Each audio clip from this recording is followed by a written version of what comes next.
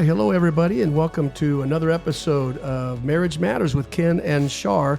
We got kind of a special episode going right now.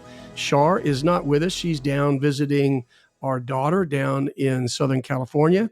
So I invited some friends in, a couple, to come and share their story. So this is Zach and Cecily. Hi, guys. How you doing? Doing good. How are you? Good. I'm great. Cecily? Good to see you. You doing good? Yep.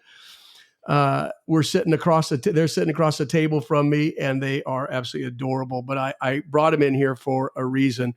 The last two episodes was a two-part called Expectation and Disappointment. And Shar and I have been sharing for a long time that we're really just equipping people, tools going in their work bag, right? And marriage, in regard to the expectations and disappointments that we bring into our married life, it is a big deal. That was a big tool.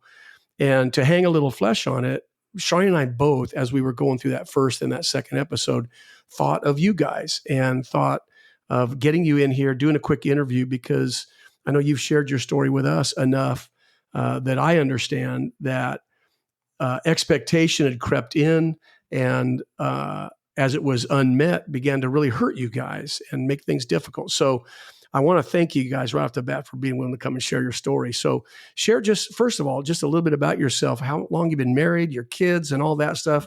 Just let us get to know you a little bit. Well, thank you for having us. We have been married for almost 12 years now, just about 12 years. Great. And we've got 3 kids. They are almost 7, 8, 9. 6 will be 7 here in a few weeks. And so we'll have that a little tag team, 2 girls and a boy. They keep us pretty active. I work in kind of a secular job setting. I work in the automotive industry. And Cecily, what do you do for work? I'm an 8th grade math teacher. 8th grade math. How exciting. And we're just at the beginning of a new year. And how you doing? You holding up okay? I'm holding up okay. Good. I heard you say you got a good class, so things are going good? I do. Awesome. Good. All right. So Zach was being a little bit modest. I know that Zach works secularly, but I know he and Cess are both very involved in the things of the kingdom. I met Zach. He was an elder in another local church here in our city, and have just spent other time with him in leadership stuff with he and Cess, and it's just been a joy getting to know you guys. So, okay, so in regard to expectation, disappointment, the bottom line, let me just recap something real quick so that if someone's just now listening to this episode, something will make a little sense here. Again, the expectations that we bring into a marriage, historically, we get them from something we've seen, our childhood. We watch a mom and a dad. We watch our parents or neighbors and people around us. We get them from if we're believers and followers of Jesus, we see some of marriage stuff around us in the body of Christ, and we can take our cues there and think, okay, it's supposed to be like that, or this is what I should be able to expect, or maybe worse of all, we get it from pop culture and too much TV and too many movies, and we develop some kind of expectation of what marriage life is supposed to be from, I suppose, all different places, meaning what is our intimate life supposed to look like? How clean is the house supposed to be? How much money are we to make? What kind of house are we to live in? These are all weird expectations that can be lodged in our heart that can do marriage damage over time. And I know, months ago in our backyard, you guys were sharing some of your story, and I think that happened to you early on. So let me start with you, Zach, just in regard to that. Fill us in. How did that happen, and how do you see it? Yeah. So, about 12 years ago, actually almost 14 years ago, when I met Cecily, we knew within the first 24 hours of meeting each other that we were destined to be married. I knew that she was going to be my wife, and she knew that I was going to be her husband. Okay, that just totally blows my mind. Yeah. I know that's true of you. I can see it in both your faces. I know that's very true. Yeah, and actually 2 days later, we talked about it. We both discussed, hey, I really feel like God told me you're supposed to be my wife. And she said the same thing to me. That's amazing. So we dated and were engaged for about 2 years, and then we got married, and now we've been married for almost 12 years. But at the time, I was actually working. I was a pastor in South Central Los Angeles, and I worked with young adults and high school students, and was preaching multiple times a week, leading worship, 9 times a week. And ministry was just, Wow. that was life. I was running pretty hard. And so I was excited to have Cecily to be my wife. She was at Cal Baptist University, and she had gone on mission trips, and she seemed like she was really gung-ho about ministry and just being committed to who God has called us to be. And so I was excited. And I remember early on, even in our dating time, just having this image of her.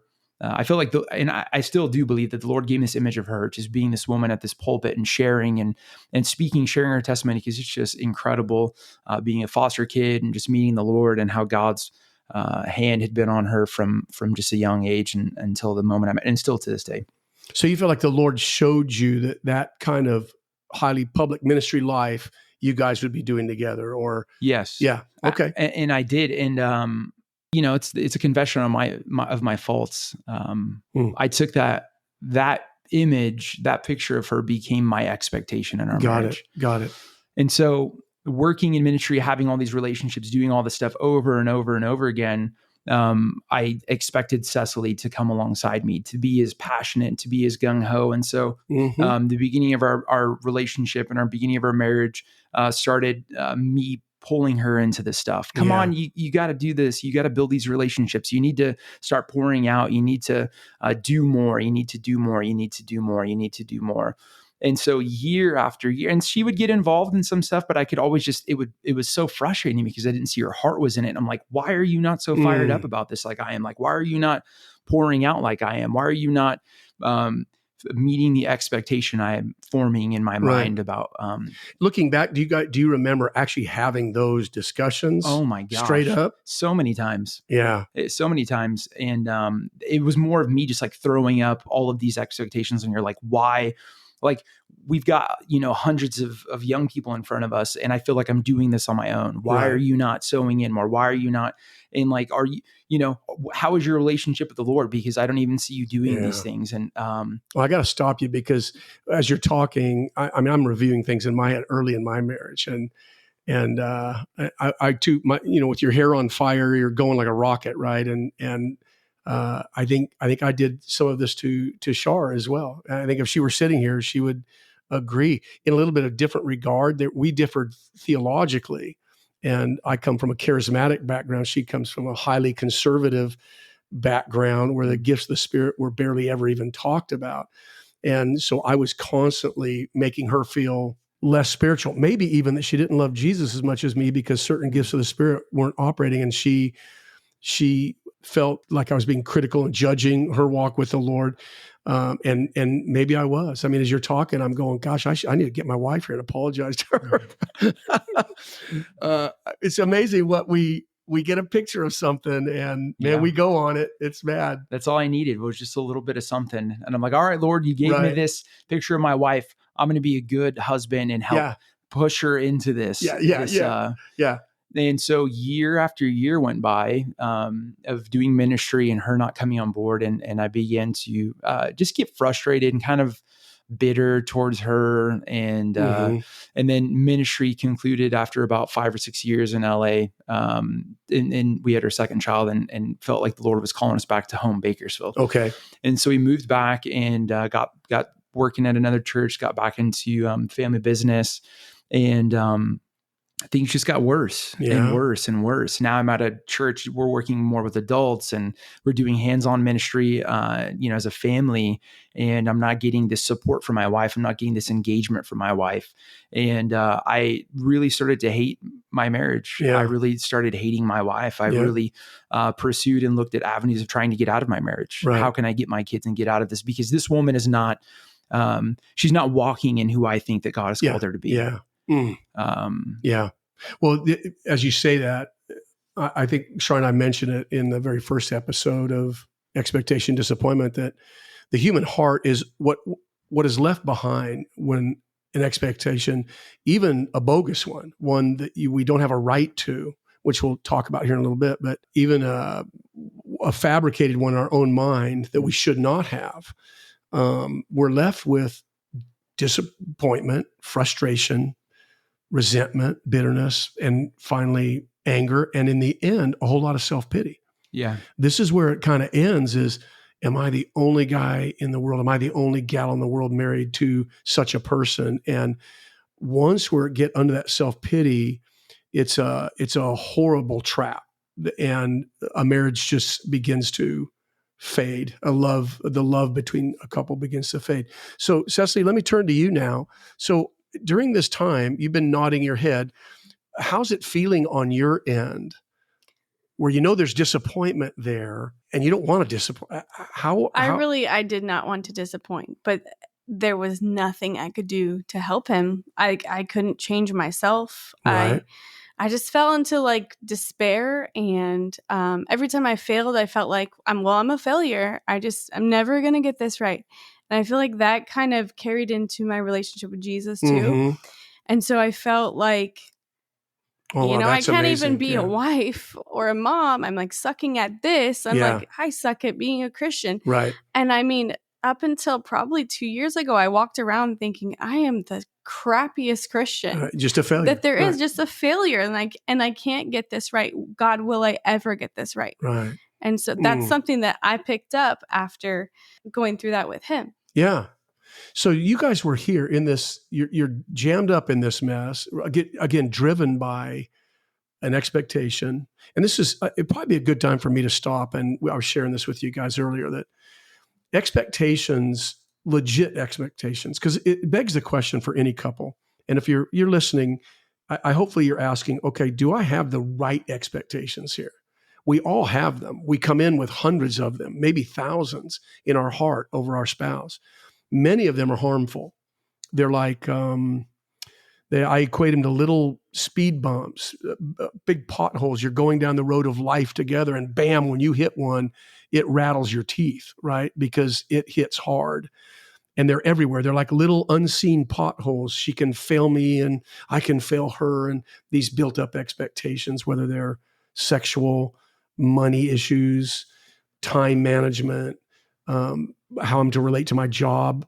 Am I home enough for her to be happy? And she has an expectation of what it should look like. And I have expectations, but no expectations isn't healthy. So we've got to have some, right? I can't just say, oh no, honey, you can blow all our money on drugs if you want. You can come home tonight or not come home. It's okay. I'm going to love you unconditionally. And you can go have other men, and it's completely unrealistic and unhealthy of a relationship like that. So what we're saying is that some expectations are awesome and they're great. How do I filter through in my heart to get the ones that are healthy for our marriage? And there's 3 filters. Number 1, things that I have vowed to Charlene, she has every right to expect. Things that she vowed in our marriage vow, our wedding vow, to love, honor, and cherish, for better, for worse, richer, for poorer, when life is good and when it's hard, until death parts us and one of us goes to be with Jesus. That's the promise. So she should expect, and I should be able to have a legitimate expectation that my spouse is efforting, laboring, striving even to do what they said they'd do. Number 2, things that are biblically revealed. And again, a lot of this is a rehash from episodes 1 and 2 of expectation, disappointment. But that's a big one. Things that the Bible holds me to, Charlene should be able to expect. If it calls me to love her as Christ loves the church, in other words, with sacrifice, then there should be an expectation, a legit, that my life is sacrificial for her highest good, right? If it calls me to live with her in understanding, then she should expect that. If it calls her to honor me, and as she gives high place to Christ, then I should expect that there's an elevation of my place in her life as her husband. So things, number 1, that we vowed. Number 2, things biblically revealed. And then the real tough one, the hard one, because so much of life falls in this category, is only the things mutually agreed upon as necessary and attainable. Because the Bible doesn't deal with so many issues in life. Who disciplines the kids? Who keeps the oil in the car? And you got to work through this stuff as a husband and wife. And you got to have a filter to do that, a way to mutually agree upon something that it's both attainable for both of us and necessary for our collective highest good. And this is what Charlene and I were not good at, was getting that win-win and in the middle and finding that. So when I'm looking at Zach here now, those expectations that you had, not evil at all. They're awesome. Let's ask the question. Were they something that Cecily vowed to you in her wedding vows? No, right? Was it something biblically revealed? Could Cecily look on page 412 of her Bible and say, no, when you're married to a man like Zach in ministry, this is how you're to behave?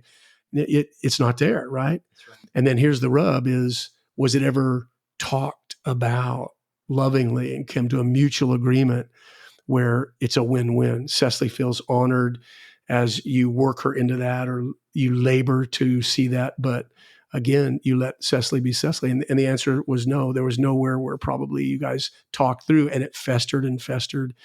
Now, apparently, things have changed, right? You're here. You guys look happy. I love you guys so much.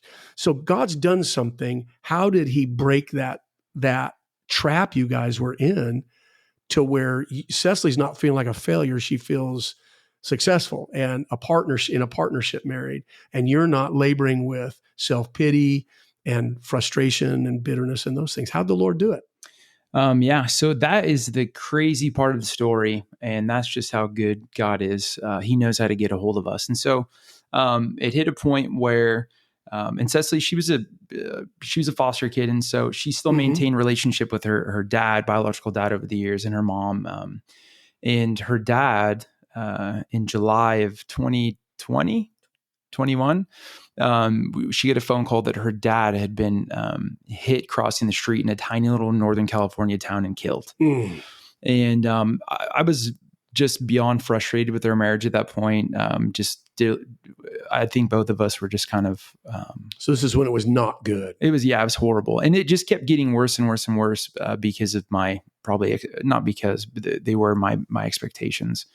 And so it's okay, let's go up to Northern California and let's handle, the affairs of him getting him buried and processing his end of life stuff. And he, was kind of transient in and out of home and not. And so we go to Northern California in this tiny little town. We have a church service for him, and I'm there with my wife, and our kids stayed behind. It was just me and her. And I felt like I needed to, even though we had solidified the plot and the cemetery and all that stuff, I felt like I needed to not go to the reception, but to drive to the cemetery, which is 45 minutes up in the mountains of this tiny little mountain town.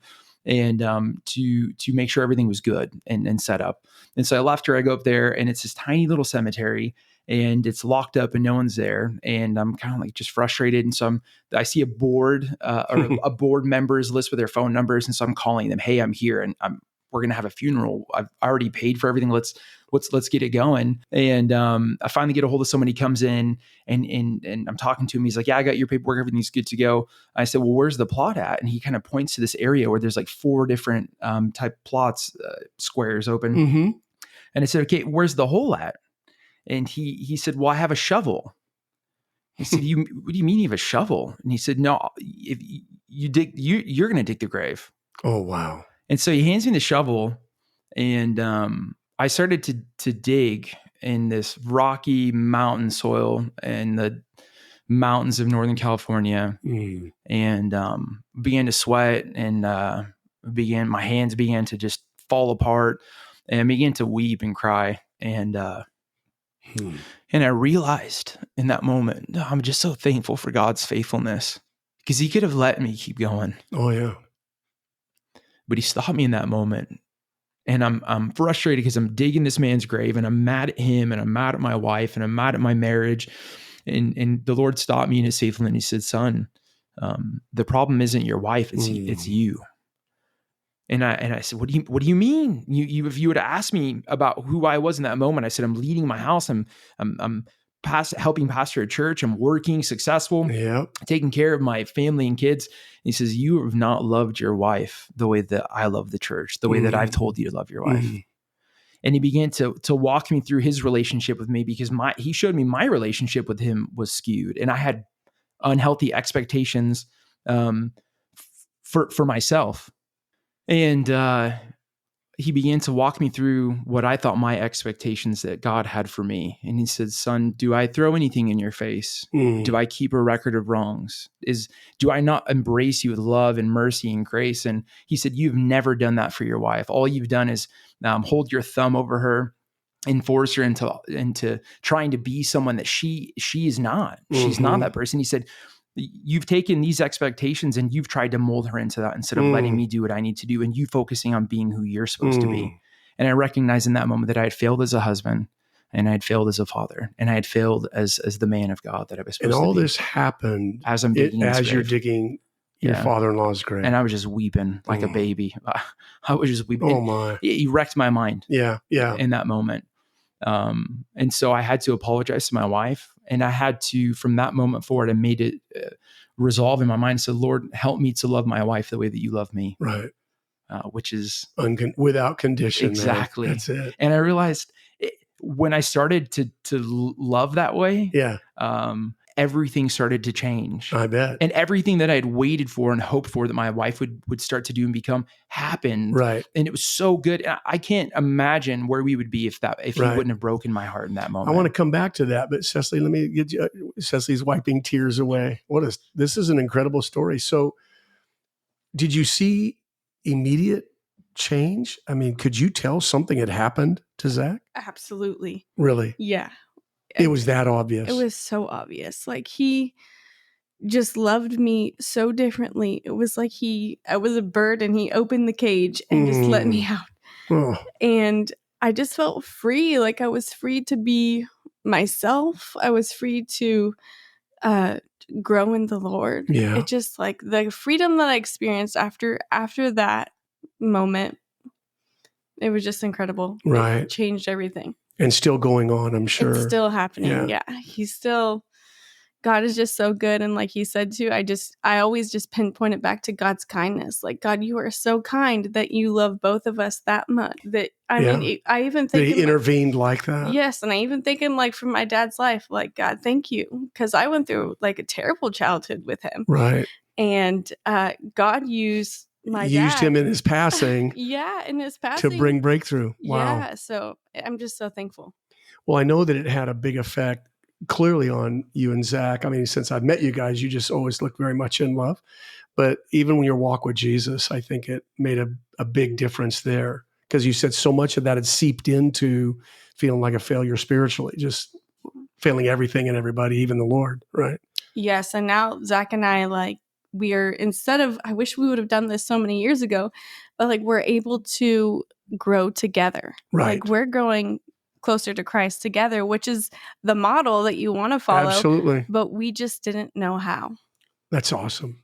Zach, you were saying that things are different. She's becoming things. I know that she spoke, gave her testimony back up in that little mountain town. I know that, which are all things that it seems to me, if I'm hearing right, that some of what you saw originally, the Lord is doing now. Oh, it's really surpassed all of that. It just blows me away. When I look at my wife, I'm like, her confidence, who she is, her self-esteem, her walk, her boldness, it's night and day. Just like she saw an immediate change in me, I've seen just this major progressive change in my wife, and she's healthy. And it's literally a result of me just dying to my own selfishness and expectations and saying, okay, Lord, I'm going to love my wife the way that you've called me to. Right. And I'm going to love my kids the way that you've called me to. There's peace in the home. Has your communication, because a lot of this is about, there's a message about communicating too.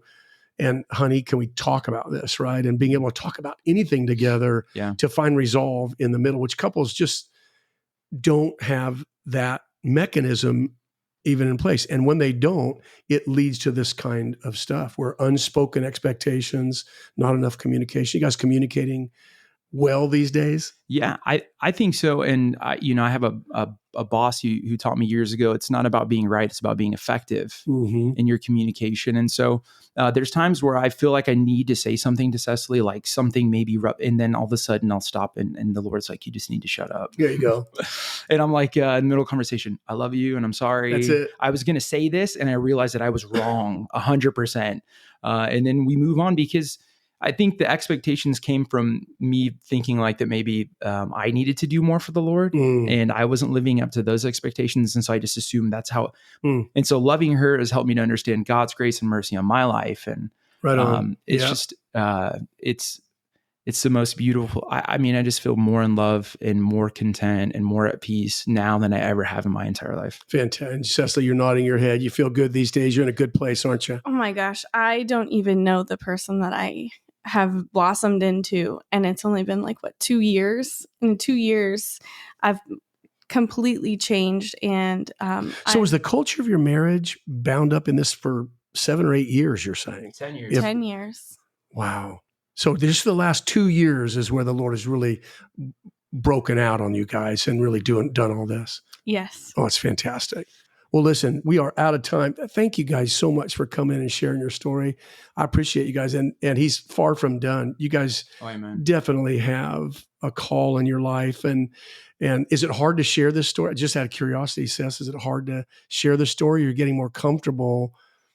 It's not hard. I'm getting more comfortable. I'm just, every time I hear it, I'm just more blessed and thankful for it. I can tell. Yeah.